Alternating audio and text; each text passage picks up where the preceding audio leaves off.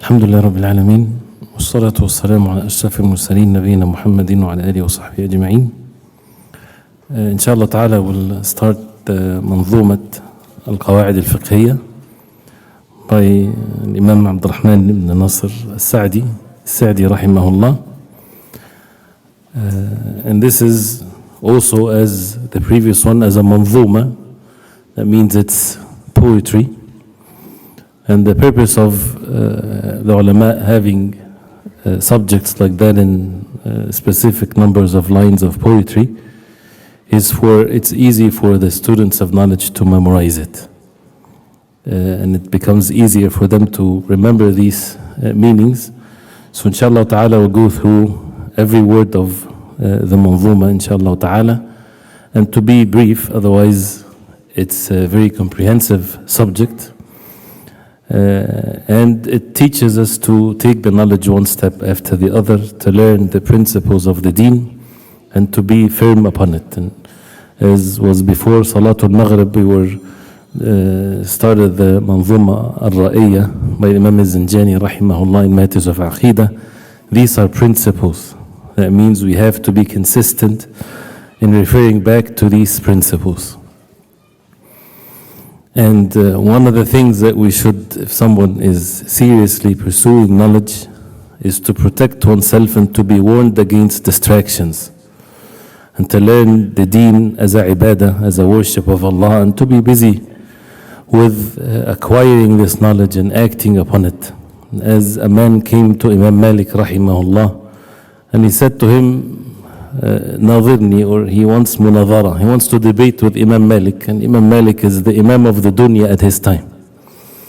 But the Imam Malik rahimahullah, he said to him, فَإِنْ غَلَبْتَنِي, what if you defeat me in the debate? He said, تَتَّبِعُنِي, then you follow me.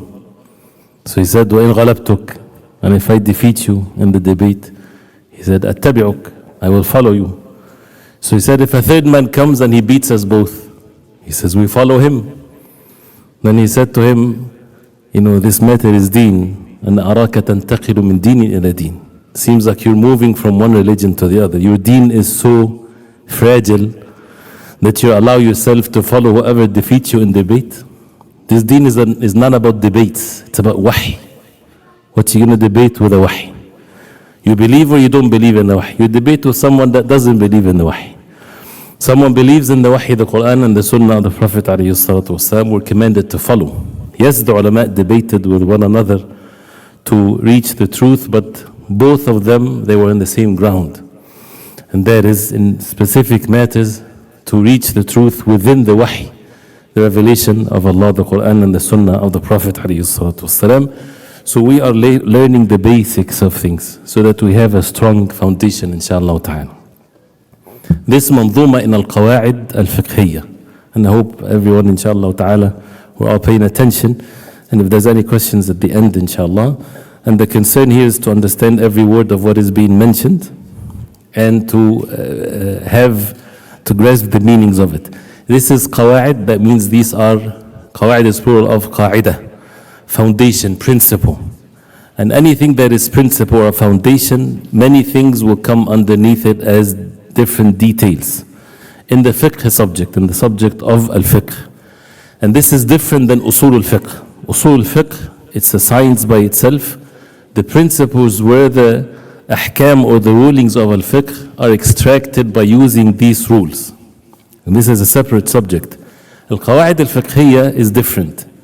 These are principles that are derived from the actual evidences. So it's ahkam in itself. It's not something that a person or a alim would use to extract rulings. It's already rulings, right? So it's basically categorizing things under things that brings them together, as we will see inshallah ta'ala. To makes it easy for a person when he's studying fiqh, that a person would put certain masail and certain matters under one subject, as we will see inshallah ta'ala in the qawa'id. So this is qawa'id to understand, and it's not a call for us to start making our own assumptions and extractions of rulings. We're just following to understand the matters of ilm. So we'll start inshallah ta'ala. First of all, Imam Sa'di is someone that we're been studying many of his books, and one of which is the Tafsir. And he died in the year 1376 after the hijrah of the Prophet ﷺ, not too long ago. So the first line, even though he had an introduction with the praising Allah subhanahu wa ta'ala, making salah on the Prophet ﷺ, but getting into the first line right away, inshallah. The first thing from the first one all the way till the first 8 lines. I think there's something with the numbers. Right. So all the way to waniyatuna. All of that is introduction. And then the first principle is mentioned from the line number 11. So the first 10 lines, introduction to these principles.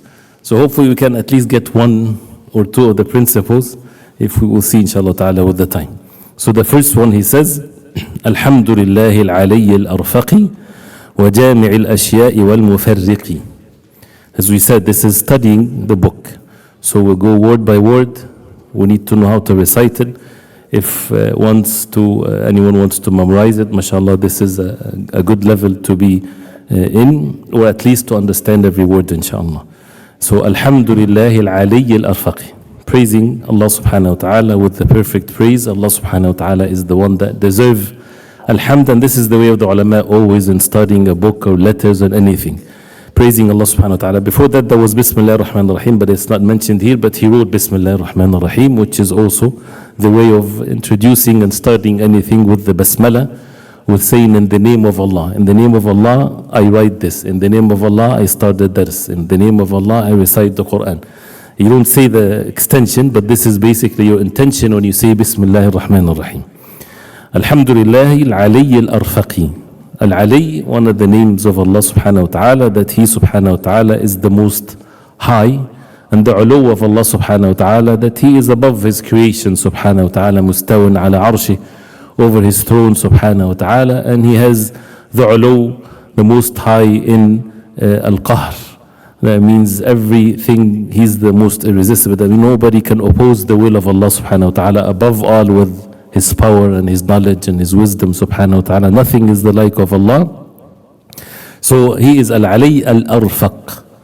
Al-Arfaq, the most gentle, but this is not the name of Allah. One of the names of Allah subhanahu wa ta'ala, Al-Rafiq, the most gentle, but He's the most gentle. And Al-Rifq, or gentleness, this is also we are commanded to be upon. And Allah subhanahu wa ta'ala, Rafiq, yuhibbu rifq. As the Prophet alayhi salatu wasalam, he said. And Allah subhanahu wa ta'ala is the most gentle. And this is, I'm not sure about the word gentle, but rifq is this gentleness, is the ease of things. Everything is by Allah subhanahu wa ta'ala, whether it's the qadar of Allah, everything with a great wisdom, whether we know it or we don't know it, the religion of Allah is based, and we would see this is one of the qawa'id, based on the ease. And there's nothing that is beyond one's capacity. And you would find the ease if it's something that is beyond one's capacity. So Allah subhanahu wa ta'ala is al-arfaq, and this is all meant, the words are chosen because this is what is going to lead to understanding these principles. وَجَامِعِ الْأَشْيَاءِ وَالْمُفَرِّقِ. Allah subhanahu wa ta'ala is the one that brings matters together, and He's the one that separates things also from one another. So as if it's referring also to these qawa'id, these principles, you will find it that it brings many masail of the fiqh together under one title. And it separates also some of the things, when you bring things under a certain topic, that means you separate them from another topic.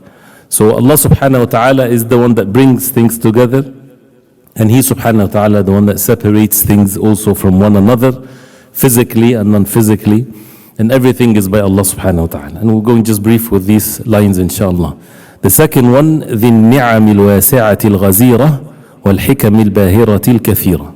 ذي النعم, the owner of النعم, the owner of the favors, the bounties, the possessing blessings.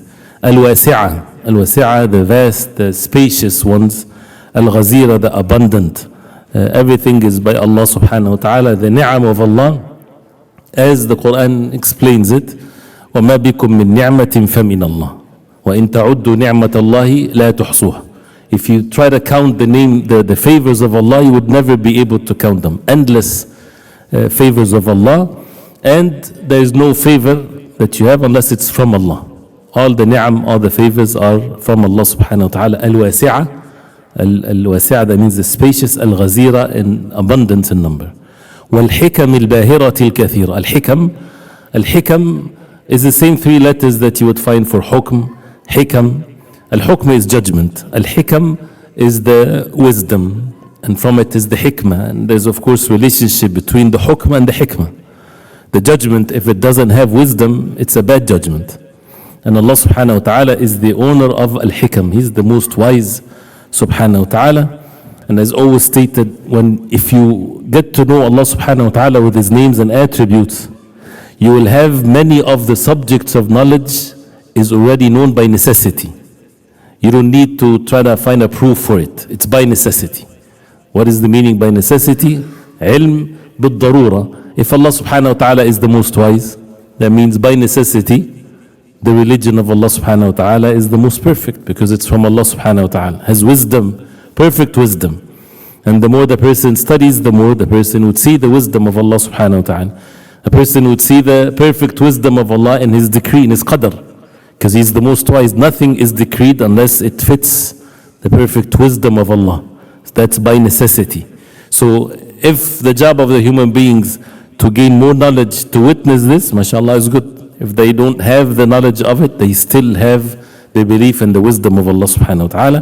وَالْحِكَمِ الْبَاهِرَةِ الْبَاهِرَةِ التي تبهر العقول. Something that, as you see the translation, splendid, something that makes a person amazed of how these wisdom of Allah subhanahu wa ta'ala, al-kathira, the numerous ones.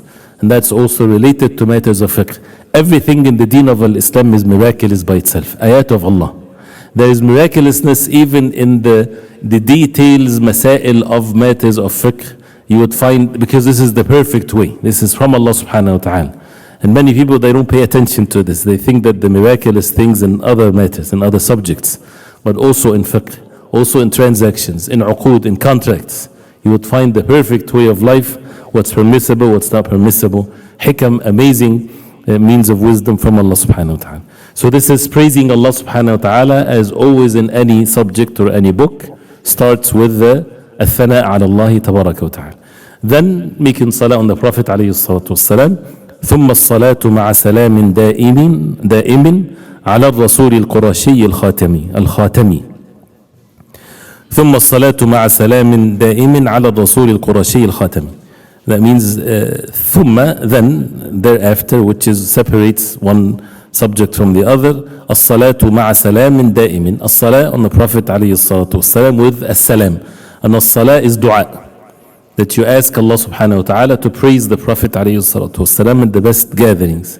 مع سلام, the salam to the Prophet عليه الصلاة والسلام, also dua, that Allah subhanahu wa ta'ala bestow the salam, perfect praise and peace and safety from all harm to the Prophet عليه الصلاة والسلام. دائم, everlasting one. على الرسول القرشي الخاتمي, upon the Messenger sallallahu alayhi wasallam, Muhammad sallallahu alayhi wasallam, al-Qurashi, from the tribe of Quraysh, al-Khatam, the seal of the prophets, no more prophet to come after the Prophet alayhi salatu wasalam. And this is also again in speech and actions to say that. وآله وصحبه الأبرار الحائز مراتب الفخار. And also the salam and the dua to the al of the Prophet عليه الصلاة والسلام. And we say اللهم صل على محمد وعلى آل محمد. Al-al, as it says in the translation, and upon his family. Al-al is not just the family of the Prophet عليه الصلاة والسلام, is the family and al-atba', the family and the followers of the Prophet عليه الصلاة والسلام, goes under the meaning of al-al. As Allah subhanahu wa ta'ala said about the people of Fir'aun, أدخلوا آل فرعون أشد العذاب. Al-Fir'aun is not the family of the Fir'aun only, the people of Fir'aun, the soldiers of Fir'aun, those who followed Fir'aun. So al-al is the family and more. So the followers of the Prophet ﷺ, they come under the meaning of al-al. Al-ahl are the family. And of course the family of the Prophet ﷺ, the believers among the family of the Prophet ﷺ, of course of a high level. And a Muslim seek the pleasure of Allah subhanahu wa ta'ala by the love to the family of the Prophet alayhi salatu wasalam. And that's why also making dua to Allah subhanahu wa ta'ala for them. وَصَحْبِهِ الْأَبْرَارِ, and the sahb, the companions radiallahu anhum, the noble one, the righteous ones, and as-sahaba, those who met the Prophet alayhi salatu wasalam during his lifetime, and they died in the state of al-iman, even if they met the Prophet alayhi salatu wasalam for 1 hour, the shortest time. This is by itself is a status that no one can reach that status after them. And of course they are of different levels. Al-Haizi maratib al-fakhari. Al-Haizi, they are, Al-Haizi, this is in the plural tense, those who acquired, the possessors. Al-Hiyaza is when someone yahuzu something, that means he has it all together for himself. So Al-Haizi maratib al-fakhari, those who earned and possessed the levels of al-fakhar, the glorious ranks. Al-fakhr is for someone to be proud of something that is of the highest levels. This is something that Allah subhanahu wa ta'ala bestowed upon them, as stated in the Quran and in the Sunnah of the Prophet alayhi salatu wasalam.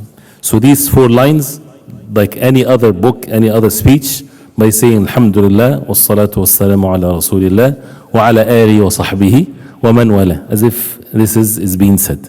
Then after that he says, اعلم هديت أن أفضل المنن علم يزيل الشك عنك والدرن. اعلم, and this is also one of the ways of the ulama always in starting their books also, اعلموا رحمكم, have the knowledge, may Allah have mercy upon you. Here addressing us, اعلم, have the knowledge. This is a command, have the knowledge. No, هديت, may Allah subhanahu wa ta'ala guide you.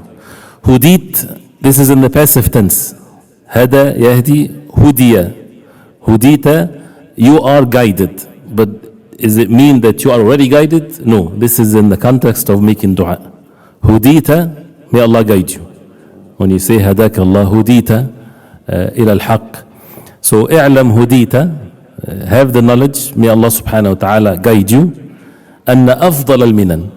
And this is the real guidance, is to know and to act upon the knowledge. This is the 2 categories of al-hidayah.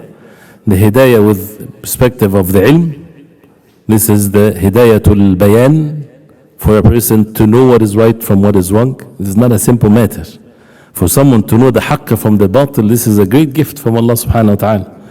And as stated and always going to be stated, this is principles in our hearts. Al-haqq is the wahy. The ultimate truth is the revelation from Allah. Other than the revelation from Allah, this is debatable issue, opinions and things like this. But the haqq is the wahy from Allah. And the guidance to be upon the wahy, to know and to act. Al-ilm wal-amal, knowledge and actions. So i'lam hudita, if Allah subhanahu wa ta'ala guides someone, that means He guides them to know what is right and to act upon what is right. Hudita anna afdal al-minan, that the best and the most virtuous of minan, blessings and bounties and gifts from Allah subhanahu wa ta'ala, from al-minna. And al-minna is the name of the great ni'mah. When the word al-minna, لَقَدْ مَنَّ اللَّهُ عَلَى الْمُؤْمِنِينَ, Allah subhanahu wa ta'ala bestowed upon the believers. So this minna, that means the other side might not even deserve it. That's why it's a great favor that by itself gives this name of the ni'mah that is عظيمة القدر, something that is great in its level. أن أفضل المنن. And the words of Allah in the Quran, the hadith of the Prophet ﷺ teaches us not to exaggerate. And that's why when we talk about what's the best of all favors, this is without exaggeration. This is from the Quran and the Sunnah. So what's the greatest favor upon someone? علم يزيل الشك عنك والضرر. Knowledge, that ilm, يزيل, removes from you, الشك, the doubt, عنك, from you, والضرر. And الضرر is the dirt, which here refers to the sins. And the sins are like dirt, polluting the heart. So the ilm, and it continues in the next line. So for someone to be guided to know the knowledge that removes the doubt and the daran and the sins, he's referring to the 2 types of knowledge. That removes what? What are the 2 destructive diseases for a human being in this life? Ash-shubuhat والشهوات. الشبهات, the doubts, and the shahawat, the sinful desires and the like of this. So how to remove these two evil things? With ilm. With knowledge removes the doubts. And also with knowledge that will brings the fear of Allah subhanahu wa ta'ala, that as a result of that removes the shahawat. A person becomes upon the taqwa of Allah subhanahu wa ta'ala. إِنَّمَا يَخْشَى اللَّهَ مِنْ عِبَادِهِ الْعُلَمَاء. Indeed, those who fear Allah are the ulama. The ulama, those who have information? No. Those who have the knowledge and they apply it, and as a result of that, they have the fear of Allah, because the ulama, supposedly, they're the ones that they know Allah subhanahu wa ta'ala the most. Because what's the ilm? قال الله, قال رسول الله, قال الصحابة. So the more the person seeks knowledge, the more he knows Allah subhanahu wa ta'ala, with his names and attributes, with the rulings. When we learn the rulings of even matters of fiqh, we're getting to know Allah subhanahu wa ta'ala by learning the ahkam, the rulings that Allah revealed to the Prophet alayhi salatu wasalam. And this ilm, seeking it, is ibadah. So we ask Allah subhanahu wa ta'ala to accept, and Allah knows what's in the hearts. When we're sitting in the masjid seeking knowledge of the Quran and the Sunnah, you are in a state of ibadah. And there are many different statements of the ulama that this comes even before the nawafil of the ibadat. If a person has a choice, but of course without depriving ourselves from the nawafil, of course. But comes the most important act of worship after the obligations is seeking knowledge, the most valuable thing in one's life. But the ilm, which is the Quran and the Sunnah of the Prophet alayhi salatu wasalam. So ilmun yuzilu shakka anka wa daran. And when you look at the word ashakka, the doubts, comes from different wills and different struggle that a person would have within his own self. Iblis, being exposed to things with the lack of knowledge, all kinds of things. And that's why a person has to protect himself. And as previously mentioned in the subject of al-aqidah, to have al-hadar, to be warned against what is evil, and ad-daran again, which is the dirt, the corruption. And to protect this heart, which is the most valuable thing, that this heart supposed to be the place of the wahy, the Quran, the place that a person, he would not enter Jannah till he comes with a sound heart. As Ibrahim alayhi salam, he said, as Allah mentioned in the Quran, وَلَا تُخْزِنِي يَوْمَ يُبْعَثُونَ يَوْمَ لَا يَنْفَعُ مَالٌ وَلَا بَنُونَ إِلَّا مَنْ أَتَى اللَّهَ بِقَلْبٍ سَلِيمٍ. On the day when no wealth nor offspring would benefit the person, except the one that comes in the day of judgment with a sound heart. So this is a job. This is our job on the face of earth, is to make sure that when the moment of death comes, where we don't know when it's going to come, that the heart is been purified.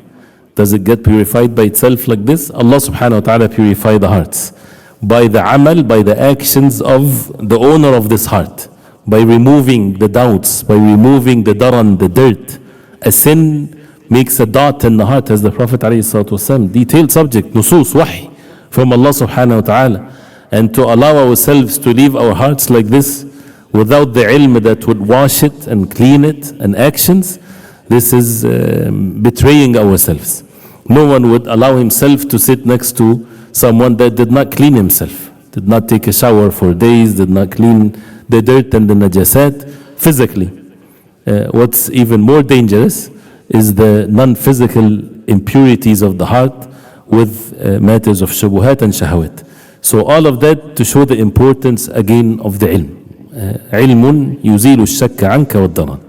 This is all introduction. ويكشف الحق لذي القلوب ويوصل العبد إلى المطلوب.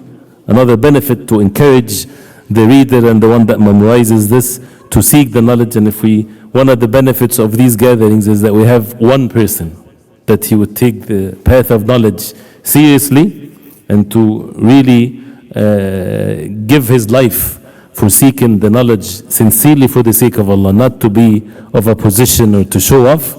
This is by itself a greatest attainment whatsoever. So, and there is ilm that is obligatory upon every Muslim, and there is the path of knowledge for a person to be among the people of knowledge. And people are in need of true people of knowledge more than anything else. Because without the true people of knowledge, how would people live their life? How would a person get married and have children and relationships and salah and dua and aqidah and shirk? All of that requires knowledge. So also the benefit to يكشف الحق لذي القلوب, that this ilm, this greatest favors of Allah subhanahu wa ta'ala, this knowledge removes the doubts and removes the dirt of sins. وَيَكْشِفُ الْحَقِّ. And highlighting the truth clarifies the matter, makes the truth very clear. And there's always physical meanings that makes these meanings really very clear to us. You know, when you have something that is not clear versus something very clear. Right? This is how life is. Darknesses versus the light. تَرَكْتُكُمْ عَلْى الْمَحَجَّةِ الْبَيْضَاءِ لَيْلُهَا كَنَهَارِهَا. The Prophet ﷺ, he said, I left you, that means this religion is, I left you on al-mahajjati al-bayda, the clear way. Layluha kanahariha. The night of it is exactly like the day. No darkness, no clarity. It's very clear. Nothing would makes it not clear whatsoever, which is the wahi from Allah. The Quran and the Sunnah of the Prophet ﷺ. Acting upon it, this is something else. But is the matter very clear? Is there anything in this life that is not clear? No, everything is clear. A person will say, but many things I don't understand. It's not clear. Well, because of the lack of knowledge. If we have the knowledge of the Quran and the Sunnah, everything becomes clear. It doesn't mean that everything becomes beautiful. It's clear. This is evil. This is good. This is batil. This is haqq. To have this ability to differentiate between things, this is such a power that the only way to attain this is through the wahy from Allah. So this is one of the benefits of the ilm. وَيَكْشِفُ الْحَقَّ لِذِي الْقُلُوبِ. To those who have hearts. وَيَكْشِفُ الْحَقَّ لِذِي الْقُلُوبِ وَيُوصِلُ الْعَبْدَ. And it makes the abd reaches yusil, and leading a person إِلَى الْمَطْلُوبِ, to what is sought. So we have matlub, we have something that you seek, and you have the haqq that's supposed to be in the heart. This is basically, you guys with me? This is al-ibtida' wal-intiha', the beginning and the end. This is how the ilm takes the person from the beginning to the end. وَيَكْشِفُ الْحَقَّ لِذِي الْقُلُوبِ. The haqq, this is the ibtida', this is the beginning of things. This is the initiating of all kinds of things. Before anything, فَاعْلَمْ أَنَّهُ لَا إِلَهَ إِلَّا اللَّهُ وَاسْتَغْفِرْ لِذَنبِكَ. The knowledge comes first, before action.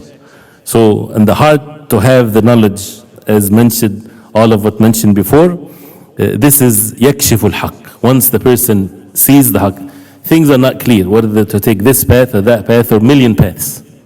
And only one path is right, and all of the other paths will take the person to his destruction.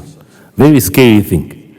So if the matter then it's not clear because it's all dark, a person is not able to see anything, then all of a sudden he's given light. Very clear light.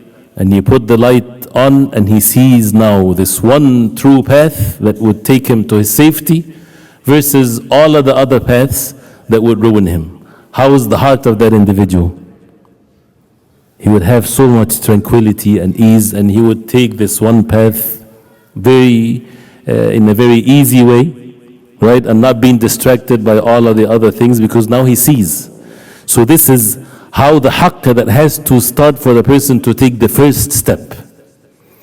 And then it takes وَيُوصِلُ الْعَبْدَ إِلَى الْمَطْلُوبِ. This is the end of the path. Takes him to the Jannah of Allah subhanahu wa ta'ala. And that's why as the ulama they say, if the ilm that you're learning does not make it very clear, the beginning and the end, then a person has to see what he's doing. Right? The ilm, you read the Quran, you don't have any ambiguity in it. What's the beginning? Al-Islam, wal-Iman, deeds, actions, life, all kinds of things, and that's what the end of it is, the Jannah of Allah subhanahu wa ta'ala, to be saved from the hellfire. And as mentioned before, one Ibn al-Qayyim rahimahullah, he says, as if you are in this life, as if that you are on a path and you raise your head and you see a'lam al-Jannah, the flags of Jannah waving at you. And then فَاسْتَقَامَ طَرِيقُهَا, then the path of it becomes straight to you. Then you take that path. This is how clear the matter is. It's very clear. Is it the most pleasant as far as desires and things like this? It requires struggle and things, but the path is clear. And this is such an important aspect of the ilm. The knowledge that makes things very clear, not ambiguous. And the qawa'id and the rulings that we learn does not make the person muttarib. Muttarib, that means one day like this, one day he doesn't know, another day this is what it is. Makes the matter very clear all the way to the end. And the more that he learns, the more that everything falls in place. Principles and details, they're all in a great harmony, there is no contradiction, there is no fasad and corruption. And as the statement that is always repeated also, the first level of corruption comes as a result of contradiction. Never fails. If a person would fall in contradiction, would lead them to corruption, beginning and the end. So to protect oneself from the corruption, the fasad, is with the ilm that saves the person from the contradiction. The ilm never makes the person fall in the contradiction. Never. Why? Because it's the ilm from Allah subhanahu wa ta'ala, the Quran and the Sunnah, there's no contradictions in it. So, and we can have many great evidences that makes this matter very clear, but again to understand how clear the matter is in the words. وَيَكْشِفُ الْحَقَّ لِذِي الْقُلُوبِ وَيُوصِلُ الْعَبْدَ إِلَى الْمَطْلُوبِ. Remember the bidayat and the nihayat, the beginning of things and the end of things, even in a smaller level. Like even in something that would take days, or the same day, the beginning of the day and the end of the day, the beginning of your school, the end of your school. There is always the beginning and the end, and the beginning of this life and the end of it, and the beginning of all things and the end of all things. And the end of all things is when a person enters the Jannah of Allah subhanahu wa ta'ala. May Allah subhanahu wa ta'ala make us among the people of Jannah. So that's why, as another principle which is related to this line, is basically saying that أصل كل خير, the foundation of every goodness, is al-ilm, is knowledge, nothing else. If people have distorted idea of what knowledge is, that's their issue. But the ilm is like this. This is the ilm. This is the knowledge of the Quran and the Sunnah, that with ikhlas, with sincerity, with sidq, with truthfulness, with fear of Allah, not to show off and not this and that, but to be upon the knowledge that Allah subhanahu wa ta'ala is pleased with. Then he goes afterwards and he says, وَهَذِي قَوَاعِدٌ نَظَمْتُهَا من كتب أهل العلم قد حصلتها. These are قواعد. We didn't start the قواعد yet, right? هذه قواعد وهذه قواعد. These are قواعد, principles. As we said, the plural of قاعدة. القاعدة is a dangerous word unless you explain it exactly what it means. القاعدة is principles, right? القاعدة is a principle that has many details under it. As we would see this قواعد, you can have many different rulings that comes under it. نظمتها.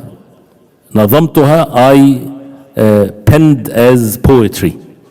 The nazm can refers to bringing things together, right? But here it means a nazm, like a poetry. I made it in a poetry so that it's easy for a person to remember and to memorize. As we said, this is the way of the people of knowledge. من كتب أهل العلم, from the books of the people of knowledge. قد حصلتها, I gathered them. And this shows the tawadu', the humbleness of the Sheikh. He's not saying this is my invention, I figured it out myself. I gathered it from the books of knowledge, and this is ilm. The ilm doesn't have to be that it's a discovery, never heard of before. Right? The ilm is lineage, is going from one generation to the other. Actually, if a person did not learn it from someone, he should not say anything. And that's how we learn the ilm, from one generation to the other. من كتب أهل العلم قد حصلتها. And also, as the ulama, they say, if someone says something, he should attribute it to where he got it from. And then he says, جزاهم المولى عظيم الأجر والعفو مع غفرانه والبر. May Allah subhanahu wa ta'ala, جزاهم المولى. جزاهم, Allah subhanahu wa ta'ala is al-mawla, is the protector, the one, the guardian. May Allah subhanahu wa ta'ala reward them and recompense them. عظيم الأجر, the ulama, the people of knowledge, the greatest of rewards. والعفو, and to pardon them. مع غفرانه, with the forgiveness of the sins. والبر, and goodness. And this is how the ilm rahimun bayna ahli. The knowledge is lineage, is like the strongest relationship, stronger than the physical relationship. The ulama, their relationship to us should be stronger than the relationship of the parents, even though parents, of course, to be obeyed. And the evidence of that is, if your parent told you to do something, you have to obey the parents. But you would ask the alim, is this permissible or not?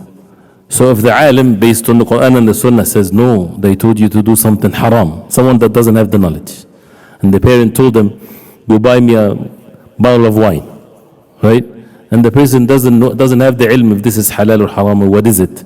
And the alim says, do not listen to your parents in this because this is haram. Who he's supposed to listen to? The alim. So who's the one that has a aright from that perspective is the alim. And of course the alim would say, don't get them the bottle of wine, but be extremely kind to them. We get to know that from where? From al-ilm.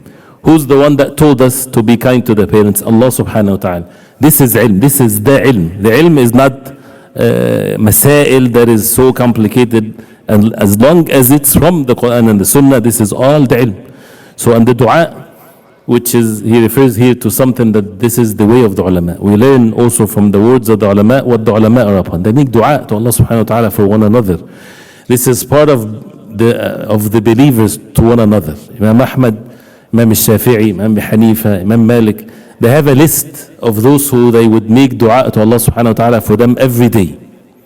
Instead of scrolling every day, all day, for wasting our life, sit and make dua to Allah subhanahu wa ta'ala for those who we know and those who we do not know, and those who have favors upon us, and the ulama and the people of knowledge. This is part of this lineage that a person should have, and this is what is mentioned here. And the dua for Allah subhanahu wa ta'ala to guide us and to guide others, instead of fighting with each other and trying to win battles with one another. All of that is ways of Iblis. But rather to make dua to Allah subhanahu wa ta'ala, that Allah subhanahu wa ta'ala make us steadfast upon the deen of Allah, and to have the concern to others. And this is how to purify the heart from envy and from all kinds of things that daran, as mentioned, is to make dua to Allah subhanahu wa ta'ala for others. And the rewards of that a person get the same rewards. And many great meanings. Then he says, فَحْرِصْ عَلَى فَهْمِكَ لِلْقَوَاعِدِ جَامِعَةِ الْمَسَائِلِ الشَّوَارِدِ. فَحْرِص, therefore as a result of that, احرص, have the hirs, the eagerness. And al-hirs, sometimes it's mentioned as greed. Greed is not a good thing, but when it comes to the eagerness to learn and to be greedy with your time so that you don't waste it in not seeking knowledge and being obedient to Allah, then that should be the way. فَحْرِص عَلَى فَهْمِكَ, have the eagerness to and focus in understanding to these principles. جامعة المسائل الشواردي. This is now what the qawaid means. جامعة المسائل الشواردي. جامعة المسائل, that means which connect المسائل, the issues, الشوارد, that is far dispensed. الشوارد is like the camel when it runs away. This is a word that is used for animals, for example. From sharadat kada means ran away, far away. So masail that are not connected to one another, as a way to understand it, and an easy way to understand them is to bring them together under one principle. This is al-qawaid al-fiqhiyya, not usul fiqh. This is not usuliyya, where it's qawaid kulliyya, major principles that you extract rulings from it. No, this is something else. This is qawaid, principles that you would find ahkam, many rulings under the same qaida. For what? لترتقي في العلم خير مرتقى وتقتفي سبل الذي قد وفق. لترتقي, for you to ترتقي. The lam here is lam التعليل. The reason why you should have the eagerness to understand it very well, to elevate yourself, to be able to progress في العلم, in matters of knowledge. خير مرتقى, the best way of seeking knowledge. Because when a person seeks knowledge without the guidance of the people of knowledge, even if he's sincere, he will waste so much of his time learning one thing here and one thing there, and years can be spent in which, with the experience of the people of knowledge, then in very short period of time he can attain many things that a person would do otherwise. And not just the time, but also to have the proper understanding, where you refer things to its principles. لترتقي في العلم خير مرتقى, to elevate yourself the best way. وتقتفي سبل الذي قد وفق. وتقتفي, الاقتفاء, القفو, as we mentioned it before Maghrib, is to follow subla or subul, the paths, the plural of sabil, الذي قد وفق, the one that already have been guided. And this is another aspect of the ilm. Those who we already agreed and consensus that Allah subhanahu wa ta'ala guided them, these are the ones to follow. But someone still alive, you never know what's going to happen to that living person, right? And that's why, as Abdullah ibn Mas'ud radiallahu anh, he said, من كان مستنا فليستن بمن قد مات فإن الحي لا تؤمن عليه الفتنة. Whoever wants to follow, follow those who passed away. Because the one that is alive, fitna is not safe from it. So, and this is again the lineage of ilm. So that's why when we refer back to how things were at the time of the Prophet ﷺ, the Sahaba, the Imam of this deen, and to follow the path of those who Allah subhanahu wa ta'ala guided. Then the first line of principle here that is mentioned, he says, وَنِيَّتُنَا شَرْطٌ لِسَائِرِ الْعَمَلِ بِهَا الصَّلَاحُ وَالْفَسَادُ لِلْعَمَلِ. Because of the time, we'll spend short time here, inshallah ta'ala. The first principle that he mentioned, niyyah, about the niyyah, whether it says here وَنِيَّتُنَا or in some of the versions he says وَالنِّيَّةُ instead of saying وَنِيَّتُنَا. So niyatuna, our intention. Or in some of the ones it says النِّيَّةُ وَالنِّيَّةُ شَرْطٌ. They're both mean the same thing. وَالنِّيَّةُ شَرْطٌ, the niyyah is shart, is a condition for لِسَائِرِ الْعَمَلِ, for the all actions. The niyyah is a condition for all actions. بها الصلاح والفساد للعمل. By the intention is, upon it is the validity, the salah, and al-fasad, and the corruption of every action. So this is qaida, very important principle, because every action is in need of a niyyah and the intention. And the mabahith and the subject of a niyyah is in many different aspects. And that's why you see this is a principle and it's an action by itself. And it's to be talked about in many different categories, whether it's, and of course we have, what is the qaida? This comes from the hadith of the Prophet ﷺ, إِنَّمَا الْأَعْمَالُ بِالنِّيَّةِ. In the hadith of a niyyah, indeed the a'mal is by their intentions. And a niyyah linguistically, what does the niyyah means? The objective. Al-qasd is when someone having the azm al-qalb, the determination of the heart that he would do something to seek the pleasure of Allah. So as the ulama, they define it is azmul qalb, qasdul qalb, the determination of the heart, the objective of the heart to do something, ala fi'li shay'in, to do something taqarruban ila Allah, to seek the pleasure of Allah subhanahu wa ta'ala. As far as the good niyyah, of course, because you can say someone has a corrupted niyyah, yes, from the perspective of that there is no amal without niyyah. What does that mean? It's impossible to imagine an action without a niyyah. Because human beings, they don't do that. Even if the niyyah is to be lousy, is to just to do nonsense, that's a niyyah. But of course the niyyah in the religious sense, in the ibadat, and because this is in the subject of fiqh, is to do something seeking the pleasure of Allah subhanahu wa ta'ala alone. And that's why whether it comes to the salah or fasadul amal, if the niyyah is for other than Allah, seeking the rewards from other than Allah, that invalidates the amal.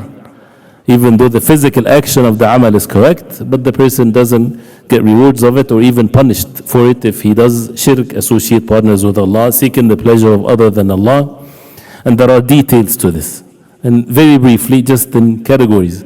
If someone, and this is one aspect of the niyyah, if someone is doing a good deed, salah for example, for the sake of other than Allah, just to please others, he has no intentions whatsoever to do this for the sake of Allah. This is a very obvious one. This is not that he's not rewarded, he's being punished, because this is showing off or no intentions to please Allah subhanahu wa ta'ala alone. The second case, if someone would do this act of worship for the sake of Allah and for the sake of other than Allah in the same level, the amal is rejected. And أغنى الشركاء عن الشرك, as Allah subhanahu wa ta'ala says, I'm the most rich among partners. من عمل عملا أشرك فيه معي غيري تركته وشركه. Whoever do any action with shirk in his intentions, that I would leave him and his shirk. That means it's for this partner that you made the amal for. You made the amal, the action for the sake of Allah and for the sake of other than Allah, then it's for the sake of other than Allah. Allah subhanahu wa ta'ala is the most rich. That's from the basics or from the foundation of the amal itself. The third case, if a person do the amal for the sake of Allah alone, and then the riya or the show off, yatra al-amal, comes afterwards. So this is where if a person pushes it away, alhamdulillah, he purifies and protects his niyyah and amal to be for the sake of Allah. If he likes it, if he likes the fact that someone is watching him and he starts to show off his action, then, and he continues with that, showing off. This is where Some of the ulama, they said, once إذا استرسل, if he continues with that show off or making it for other than Allah, that means the amal will be rejected, it's not valid. And some said it's the extras that the person add is not accepted and rejected, but if he continues, this is a sign that the amal, wal-'iyadhu billah, might be rejected, and that's why he has to push it away. And this is not something that a person gets with feeling, because shaitan can whisper to the person, oh, you're showing off.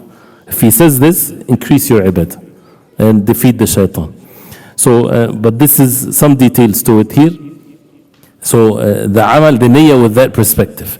Also with the perspective of tamyiz al-amal, the other category of the niyyah, that when the niyyah separates between the same action, like you're making fard salah versus sunnah salah versus nafl salah. What makes the difference between all of these three is the niyyah.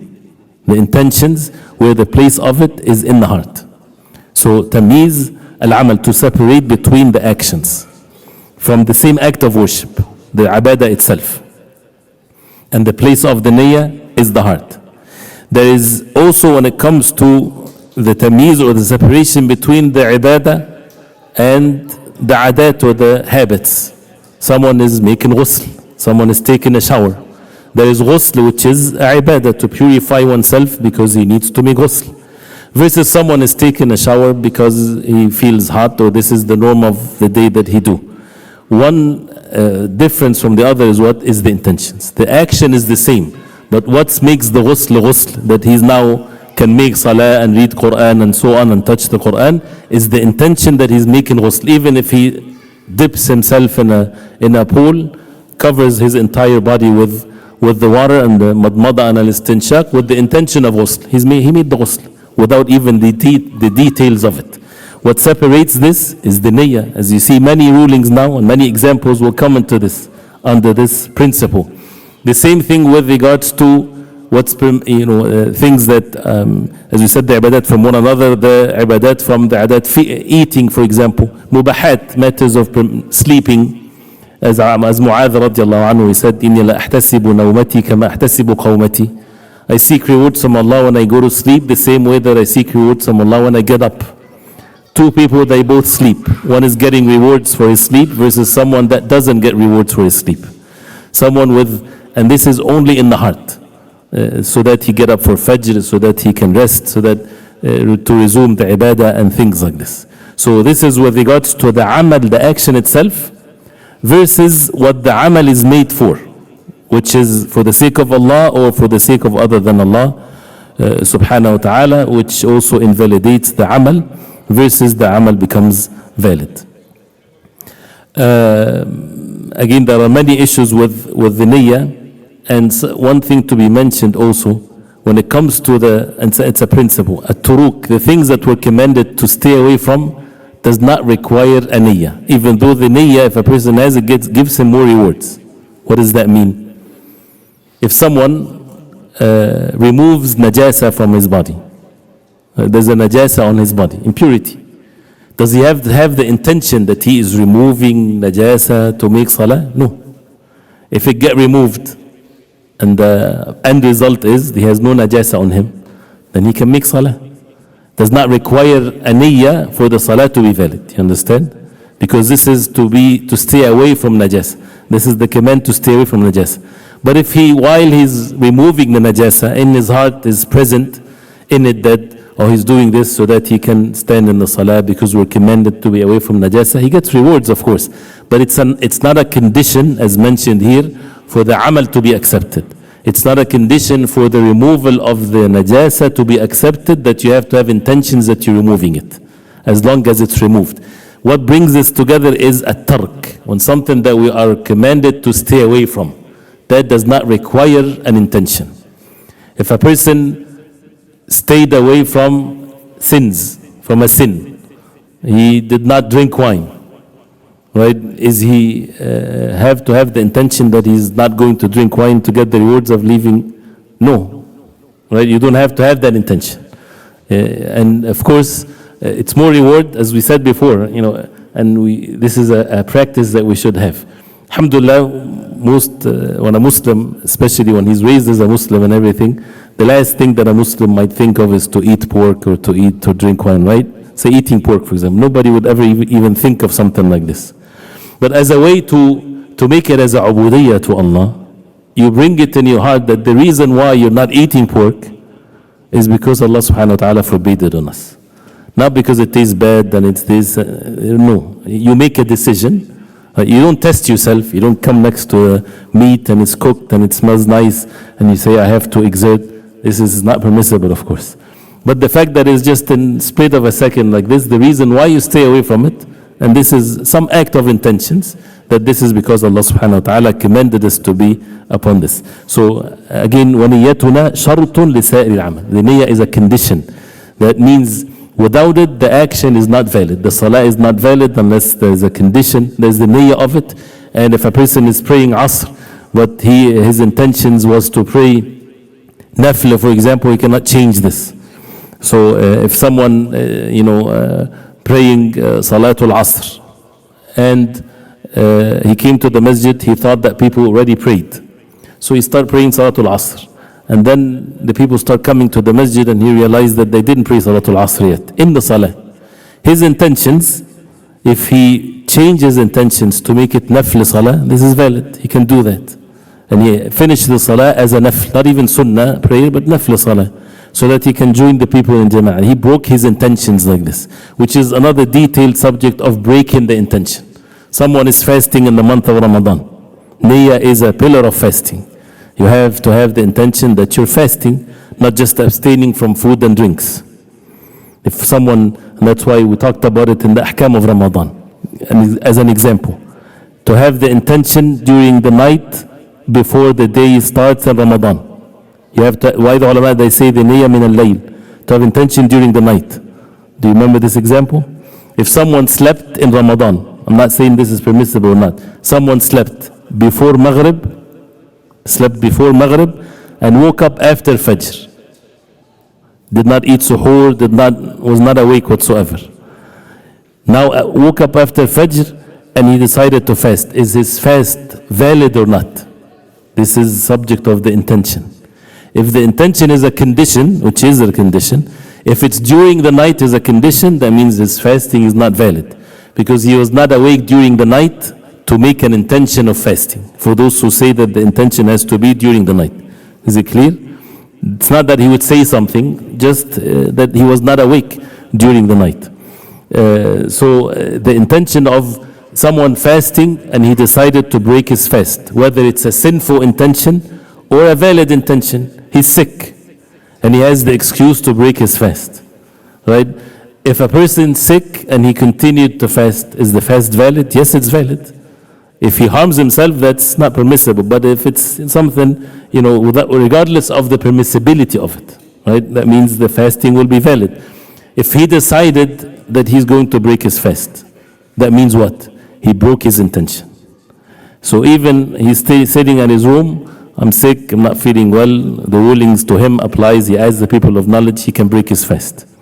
That's it, he decided to break his fast. He goes to the kitchen, nothing, no food. Too late. He already broke his fast. Why? Because this is the niyyah. This is the niyyah. But if it's iradat or things that comes along, whims and things like this, that doesn't count, right? So this is another thing, and many rules that applies under this principle. So the niyyah is shart, al-ikhlas is shart, al-ikhlas is a condition for the acceptance of the deed, and the niyyah that separates, differentiate between one action versus the other, the act of obedience versus what's permissible, all kinds of things. And that's why biha salahu wal fasad wal amal, whether the action is right and sound or whether it's corrupted, all of that is because of the intentions. So we'll stop here inshallah ta'ala because of the time. Otherwise there's so many, as you see, this is qa'idah, a principle that has so many different rulings that comes with it. And then we continue inshallah ta'ala with more tomorrow inshallah. And we have a few minutes left for Salatul Isha. But the brothers, they have something quick for snacks inshallah, if you want to get some of that inshallah. I know that there's questions, so it's up to you if you want to. Please go ahead inshallah. I don't want to disturb here with this, but there's one question is, what if we make a nafl salah so that we can make dua for our deceased father? Is our niyyah mixed? No, the intention of making salah to make dua. It's like the intention that you want to make sujood, then there's no such a thing as sujood by itself. So you make 2 rak'ah so that you make sujood. So this is a valid thing, and your ibadah is to Allah subhanahu wa ta'ala, and that you would make the entire salah for the sake of Allah subhanahu wa ta'ala, seeking rewards from Allah subhanahu wa ta'ala alone, and part of that is that you would make dua to Allah subhanahu wa ta'ala for someone that is deceased or so. Is this hadith about Allah subhanahu wa ta'ala saying, I'm the hearing with which he hears, is this what happens to the one who strengthens his, oh, this is in the morning, we got this in the morning. Type. Anything that is not clear, not general questions, just with this, inshallah. Right. If someone has wudu and he says, I have the intention to break my wudu, but he doesn't break his wudu, that makes him still in the state of wudu. Because the wudu is regards to an action. When he's making wudu, while he's making the wudu, he has the intention that this is wudu. But wudu is one of the things that is very difficult to imagine someone is making wudu without intentions, because it's specific action. Ghusl, yes, a person taking a shower. But the wudu with the tartib, with the orders of organs, this is almost impossible for someone to do it without intentions. So while he's making wudu, whether it's for salah or not. This is his intentions.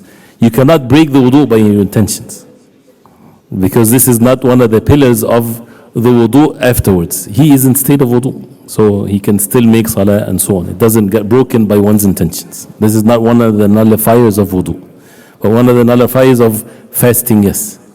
And the same thing with changing the salah, and not the wudu and the ghusl and things like this if it's done. No, mashallah, good question. Going from fard to nafl because of a reason, this is valid, but you cannot go the other way around, because the fard requires an intention from the very beginning. So, and there's evidence of that, of course, but to go from nafl to even sunnah, that's not valid. Nafl is in the absolute sense, but to go from the lower end to the higher end, that's not permissible. But to go from fard, you cannot go from fard to sunnah. You cannot go from having the intentions of praying dhuhr to make it the intention of sunnah during the salah, sunnah to dhuhr. No. It has to be just to complete nafl. No. تفضل. If someone has an amulet or something hanging as a mean for blessings, just a sabab, just a mean to attain blessings.